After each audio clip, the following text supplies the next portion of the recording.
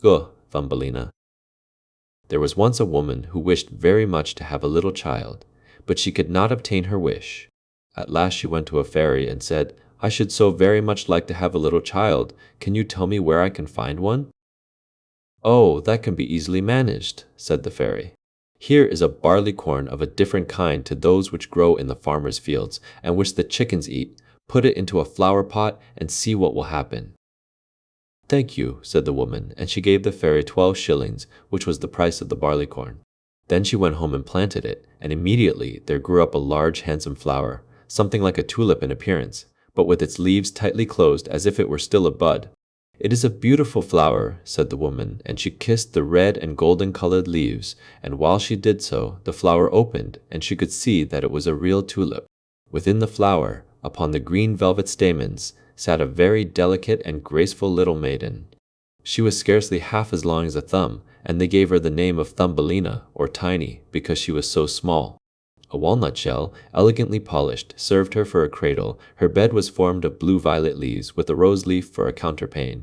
Here she slept at night, but during the day she amused herself on a table, where the woman had placed a plateful of water. Round this plate were wreaths of flowers with their stems in the water, and upon it floated a large tulip leaf, which served Tiny for a boat. Here the little maiden sat and rowed herself from side to side, with 2 oars made of white horsehair. It really was a very pretty sight.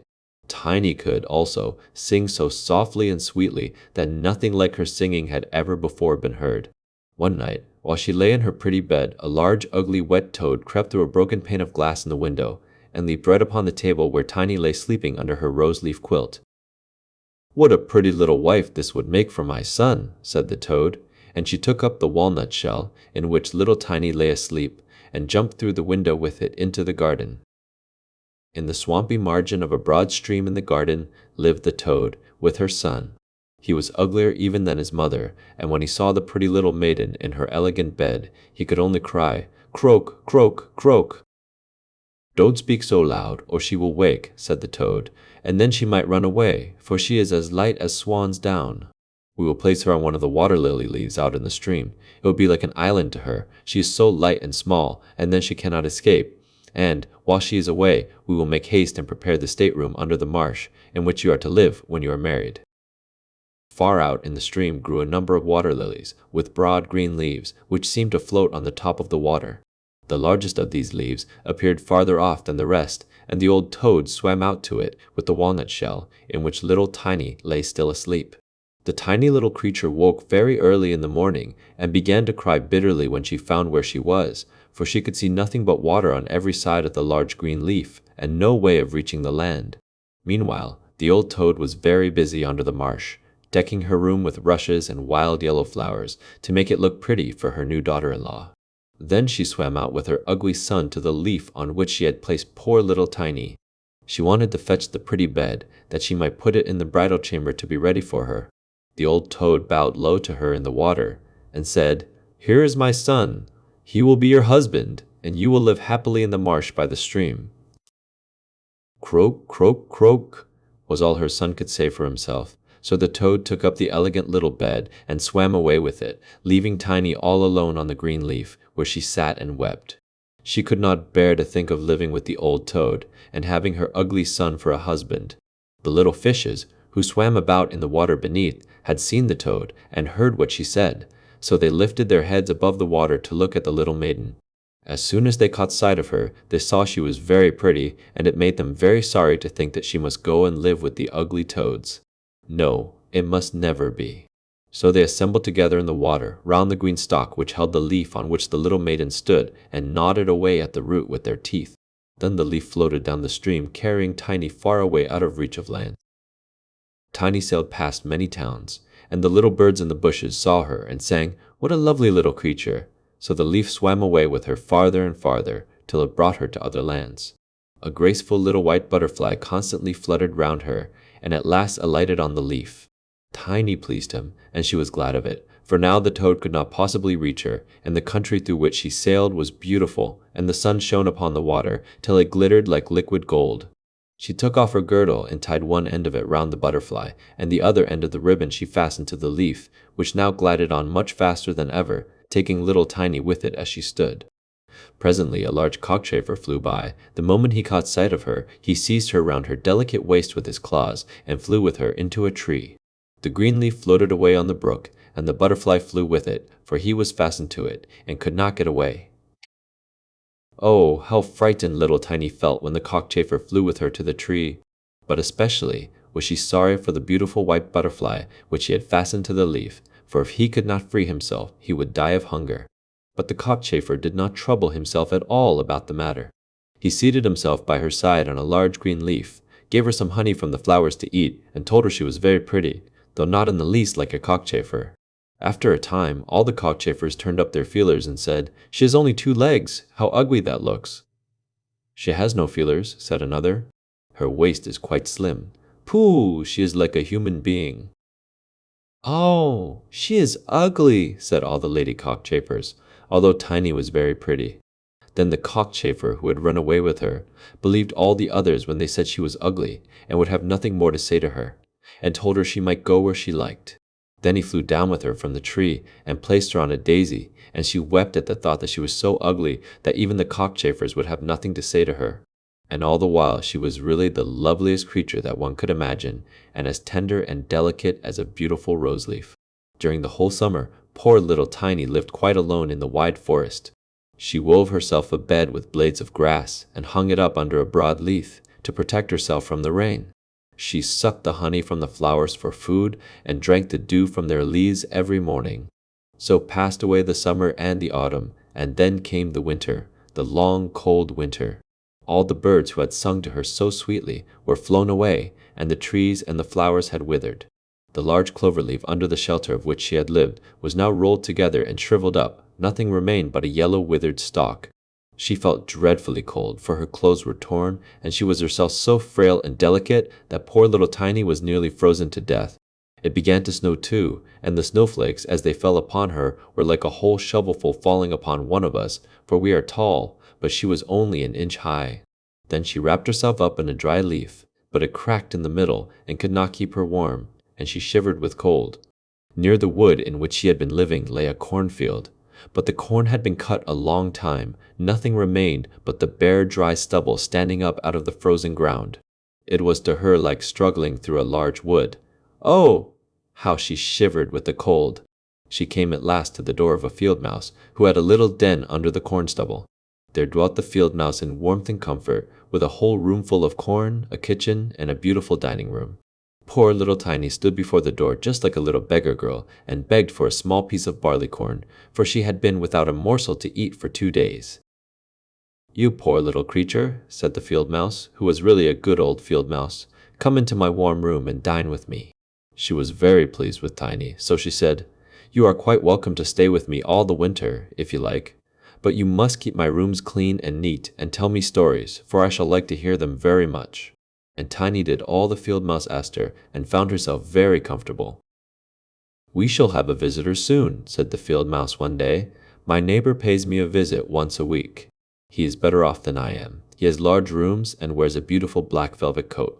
If you could only have him for a husband, you would be well provided for indeed. But he is blind, so you must tell him some of your prettiest stories." But Tiny did not feel at all interested about this neighbor, for he was a mole. However, he came and paid his visit dressed in his black velvet coat. "He is very rich and learned, and his house is 20 times larger than mine," said the field mouse. He was rich and learned, no doubt, but he always spoke slightingly of the sun and the pretty flowers, because he had never seen them. Tiny was obliged to sing to him, Lady bird, fly away home," and many other pretty songs. And the mole fell in love with her because she had such a sweet voice, but he said nothing yet, for he was very cautious. A short time before, the mole had dug a long passage under the earth, which led from the dwelling of the field mouse to his own, and here she had permission to walk with Tiny whenever she liked. But he warned them not to be alarmed at the sight of a dead bird which lay in the passage. It was a perfect bird with a beak and feathers, and could not have been dead long, and was lying just where the mole had made his passage. The mole took a piece of phosphorescent wood in his mouth, and it glittered like fire in the dark. Then he went before them to light them through the long, dark passage. When they came to the spot where lay the dead bird, the mole pushed his broad nose through the ceiling. The earth gave way, so that there was a large hole, and the daylight shone into the passage. In the middle of the floor lay a dead swallow, his beautiful wings pulled close to his sides, his feet and his head drawn up under his feathers. The poor bird had evidently died of the cold. It made little Tiny very sad to see it. She did so love the little birds. All the summer they had sung and twittered for her so beautifully. But the mole pushed it aside with his crooked legs and said, "He will sing no more now. How miserable it must be to be born a little bird. I am thankful that none of my children will ever be birds, for they can do nothing but cry, tweet, tweet, and always die of hunger in the winter." "Yes, you may well say that, as a clever man," exclaimed the field mouse. "What is the use of his twittering? For when winter comes, he must either starve or be frozen to death. Still, birds are very high bred." Tiny said nothing, but when the two others had turned their backs on the bird, she stooped down and stroked aside the soft feathers which covered the head and kissed the closed eyelids. "Perhaps this was the one who sang to me so sweetly in the summer," she said, "and how much pleasure it gave me, you dear pretty bird." The mole now stopped up the hole through which the daylight shone, and then accompanied the lady home. But during the night Tiny could not sleep, so she got out of bed and wove a large, beautiful carpet of hay. Then she carried it to the dead bird and spread it over him with some down from the flowers which she had found in the field. "Mouse's room!" It was as soft as wool, and she spread some of it on each side of the bird so that he might lie warmly in the cold earth. "Farewell, you pretty little bird," said she. "Farewell, thank you for your delightful singing during the summer when all the trees were green and the warm sun shone upon us." Then she laid her head on the bird's breast, but she was alarmed immediately, for it seemed as if something inside the bird went thump, thump. It was the bird's heart. He was not really dead, only benumbed with the cold, and the warmth had restored him to life. In autumn, all the swallows fly away into warm countries, but if one happens to linger, the cold seizes it, it becomes frozen, and falls down as if dead. It remains where it fell, and the cold snow covers it. Tiny trembled very much. She was quite frightened, for the bird was large, a great deal larger than herself. She was only an inch high. But she took courage, laid the wool more thickly over the poor swallow, and then took a leaf, which she had used for her own counterpane, and laid it over the head of the poor bird. The next morning she again stole out to see him. He was alive but very weak. He could only open his eyes for a moment to look at Tiny, who stood by holding a piece of decayed wood in her hand, for she had no other lantern. "Thank you, pretty little maiden," said the sick swallow. "I have been so nicely warmed that I shall soon regain my strength and be able to fly about again in the warm sunshine." "Oh," said she, "it is cold out of doors now. It snows and freezes. Stay in your warm bed. I will take care of you." Then she brought the swallow some water in a flower leaf, and after he had drank, he told her that he had wounded one of his wings in a thorn bush, and could not fly as fast as the others, who were soon far away on their journey to warm countries. Then at last he had fallen to the earth, and could remember no more, nor how he came to be where she had found him. The whole winter the swallow remained underground, and Tiny nursed him with care and love. Neither the mole nor the field mouse knew anything about it, for they did not like swallows. Very soon the springtime came, and the sun warmed the earth. Then the swallow bade farewell to Tiny, and she opened the hole in the ceiling which the mole had made. The sun shone in upon them so beautifully that the swallow asked her if she would go with him. She could sit on his back, he said, and he would fly away with her into the green woods. But Tiny knew it would make the field mouse very grieved if she left her in that manner, so she said, "No, I cannot." "Farewell, then, farewell, you good pretty little maiden," said the swallow, and he flew out into the sunshine. Tiny looked after him, and the tears rose in her eyes. She was very fond of the poor swallow. "Tweet, tweet," sang the bird, as he flew out into the green woods, and Tiny felt very sad. She was not allowed to go out into the warm sunshine. The corn which had been sown in the field over the house of the field mouse had grown up high into the air and formed a thick wood to Tiny, who was only an inch in height. "You are going to be married, Tiny," said the field mouse. "My neighbor has asked for you. What good fortune for a poor child like you! Now we will prepare your wedding clothes. They must be both woolen and linen. Nothing must be wanting when you are the mole's wife."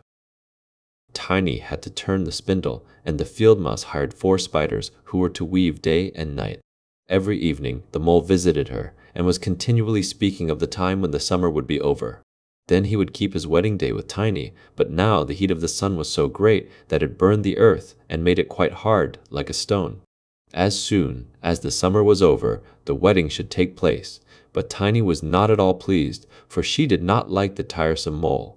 Every morning when the sun rose, and every evening when it went down, she would creep out at the door, and as the wind blew aside the ears of corn, so that she could see the blue sky, she thought how beautiful and bright it seemed out there, and wished so much to see her dear swallow again.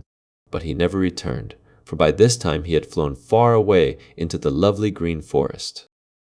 When autumn arrived, Tiny had her outfit quite ready, and the field mouse said to her, "In 4 weeks the wedding must take place." Then Tiny wept, and said she would not marry the disagreeable mole. "Nonsense," replied the field mouse. "Now don't be obstinate, or I shall bite you with my white teeth. He is a very handsome mole. The queen herself does not wear more beautiful velvets and furs. His kitchen and cellars are quite full. You ought to be very thankful for such good fortune." So the wedding day was fixed, on which the mole was to fetch Tiny away to live with him, deep under the earth, and never again to see the warm sun, because he did not like it. The poor child was very unhappy at the thought of saying farewell to the beautiful sun, and as the field mouse had given her permission to stand at the door, she went to look at it once more. "Farewell, bright sun," she cried, stretching out her arm towards it, and then she walked a short distance from the house, for the corn had been cut, and only the dry stubble remained in the fields. "Farewell, farewell," she repeated, twining her arm round a little red flower that grew just by her side. "Greet the little swallow from me, if you should see him again." "Tweet, tweet," sounded over her head suddenly. She looked up, and there was the swallow himself flying close by. As soon as he spied Tiny, he was delighted, and then she told him how unwilling she felt to marry the ugly mole, and to live always beneath the earth, and never to see the bright sun any more. And as she told him, she wept. "Cold winter is coming," said the swallow, "and I am going to fly away into warmer countries. Will you go with me? You can sit on my back and fasten yourself on with your sash. Then we can fly away from the ugly mole and his gloomy rooms, far away, over the mountains, into warmer countries, where the sun shines more brightly, than here, where it is always summer, and the flowers bloom in greater beauty. Fly now with me, dear little Tiny. You saved my life when I lay frozen in that dark passage." "Yes, I will go with you," said Tiny, and she seated herself on the bird's back, with her feet on his outstretched wings, and tied her girdle to one of his strongest feathers. Then the swallow rose in the air, and flew over forest and over sea, high above the highest mountains, covered with eternal snow. Tiny would have been frozen in the cold air, but she crept under the bird's warm feathers, keeping her little head uncovered, so that she might admire the beautiful lands over which they passed. At length they reached the warm countries, where the sun shines brightly, and the sky seems so much higher above the earth. Here, on the hedges and by the wayside, grew purple, green, and white grapes. Lemons and oranges hung from trees in the woods, and the air was fragrant with myrtles and orange blossoms. Beautiful children ran along the country lanes, playing with large gay butterflies, and as the swallow flew farther and farther, every place appeared still more lovely. At last they came to a blue lake, and by the side of it, shaded by trees of the deepest green, stood a palace of dazzling white marble, built in the olden times. Vines clustered round its lofty pillars, and at the top were many swallows' nests, and one of these was the home of the swallow who carried Tiny. "This is my house," said the swallow, "but it would not do for you to live there. You would not be comfortable. You must choose for yourself one of those lovely flowers, and I will put you down upon it, and then you shall have everything that you can wish to make you happy." "That will be delightful," she said, and clapped her little hands for joy. A large marble pillar lay on the ground, which, in falling, had been broken into 3 pieces. Between these pieces grew the most beautiful large white flowers, so the swallow flew down with Tiny and placed her on one of the broad leaves. But how surprised she was to see in the middle of the flower a tiny little man, as white and transparent as if he had been made of crystal. He had a gold crown on his head and delicate wings at his shoulders, and was not much larger than Tiny herself. He was the angel of the flower, for a tiny man and a tiny woman dwell in every flower, and this was the king of them all. "Oh, how beautiful he is," whispered Tiny to the swallow. The little prince was at first quite frightened at the bird, who was like a giant, compared to such a delicate little creature as himself, but when he saw Tiny, he was delighted, and thought her the prettiest little maiden he had ever seen. He took the gold crown from his head, and placed it on hers, and asked her name, and if she would be his wife, and queen over all the flowers. This certainly was a very different sort of husband to the son of a toad or the mole with my black velvet and fur, so she said, "Yes," to the handsome prince. Then all the flowers opened, and out of each came a little lady or a tiny lord, all so pretty it was quite a pleasure to look at them. Each of them brought Tiny a present, but the best gift was a pair of beautiful wings, which had belonged to a large white fly, and they fastened them to Tiny's shoulders so that she might fly from flower to flower. Then there was much rejoicing, and the little swallow who sat above them in his nest was asked to sing a wedding song, which he did as well as he could, but in his heart he felt sad, for he was very fond of Tiny, and would have liked never to part from her again. "You must not be called Tiny any more," said the spirit of the flowers to her. "It is an ugly name, and you are so very pretty. We will call you Maya." "Farewell, farewell," said the swallow with a heavy heart as he left the warm countries to fly back into Denmark. There he had a nest over the window of a house in which dwelt the writer of fairy tales. The swallow sang, "Tweet, tweet," and from his song came the whole story.